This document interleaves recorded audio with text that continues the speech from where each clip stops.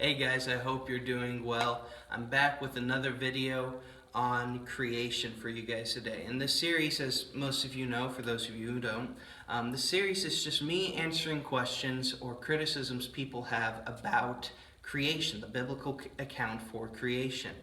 And my purpose with this series is to A, show the biblical truth about creation and how man and the universe came to be, but also to show you that we should turn to the Bible first as Christians. The Bible is our final authority. It's what we need to turn to first. Not that science or logic isn't good or useful, but it's not our final authority. If we go to those first, we look to them as the highest standard, not the Bible. And as Christians, we need to look at the Bible as the highest standard. The other thing I want to do with this series is to try and build your guys' confidence so that when you are asked questions about, okay, what does the Bible teach about this, or what does the Bible say about creation or evolution, etc., you are ready to give an answer, and you can answer the questions people have for you. So that being said, we're going to dive in now. Today's question is a very good question. I've actually recorded this video twice, and I didn't like my answers because I kept getting off on rabbit trails. It's one of those times where I know so much that it's hard to filter out just what needs to be said for a short video to give you guys a quick, succinct answer. But I'm going to try my best. Today's question is, why are there genetic diseases? And I think this is a great question.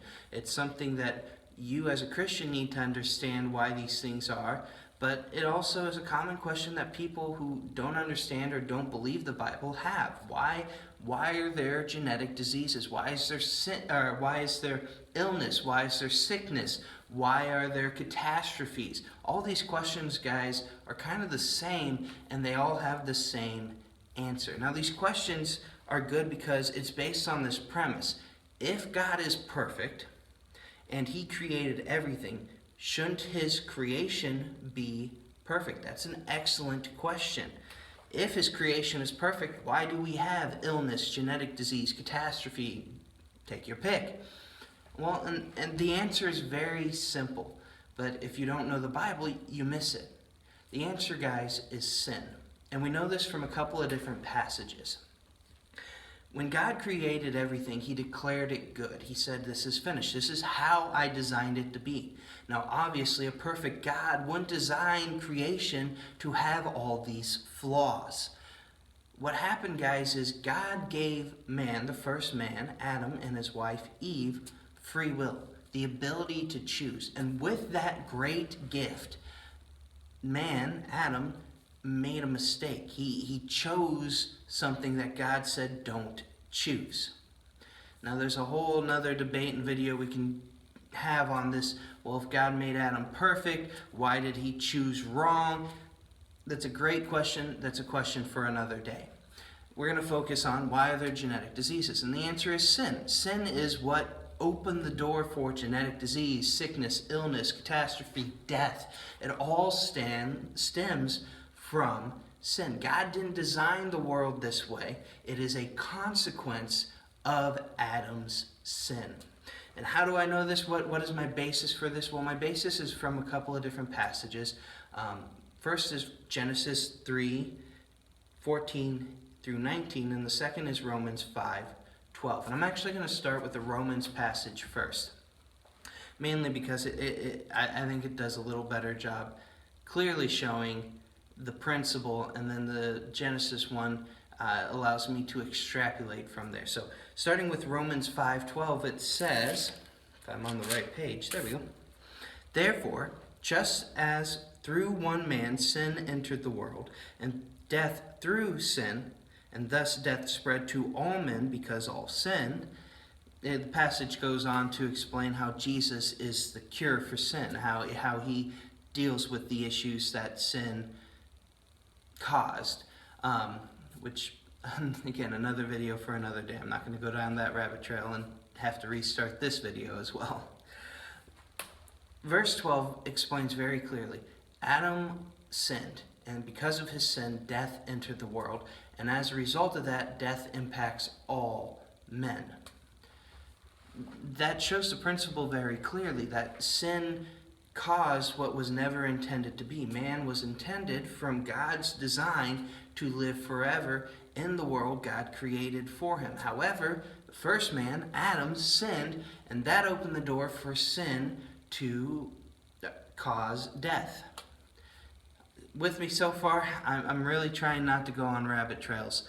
So take that principle that because of sin, death, which wasn't a part of God's design, entered into the picture, and we're going to go back to Genesis 3 now.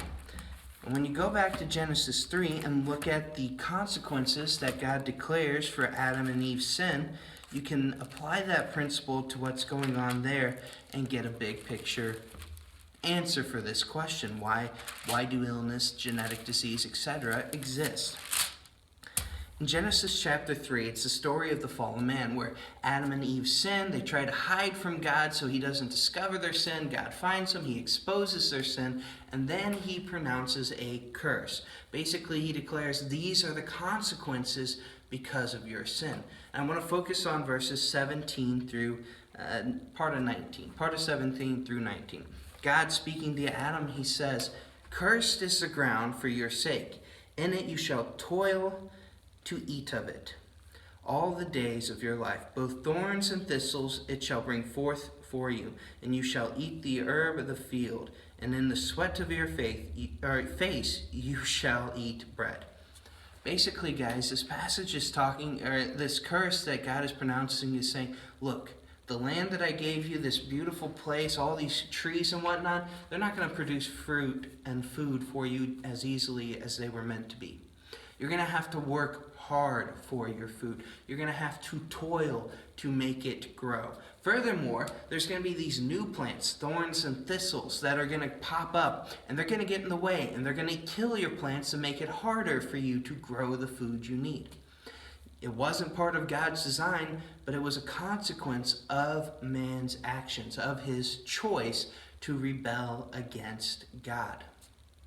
Now, using that principle of the ground is now cursed, we can apply that to everything else that we see in the world. Illness, genetic disease, catastrophes like floods and famines, etc., etc. And the principle is this: God did not design the world to work the way it does now. God had a totally different design where things worked perfectly, man lived forever, and there were none of these issues.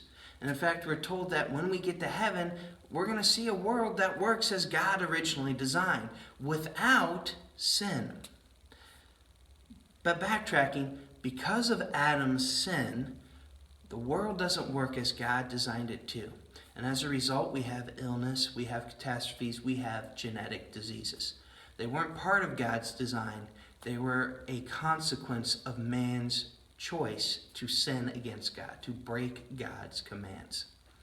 I hope that all makes sense. I hope I did a good job of explaining that without going on too many rabbit trails or cutting myself short at places where I needed to explain more. Like I said, it's one of those cases where I know a lot, and trying to filter what information is relevant for a short video is a little harder. I know this ended up being a longer video, but I think it was necessary. So why are there genetic diseases? Why do bad things happen? Why is there illness, sickness, catastrophe, take your pick, death? It all is a result of sin, guys. God did not design the world to work the way it does now. God had a totally different design, that because of man's actions, his sin, his rebellion against God's rules, the world was messed up. And now we have to live with those consequences.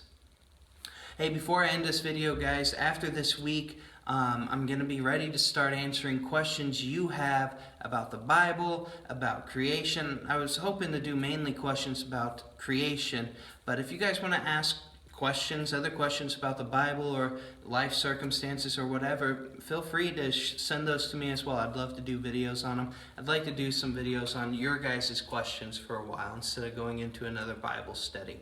So take the time, send me a message, Facebook, text, whatever. Leave a comment on these videos.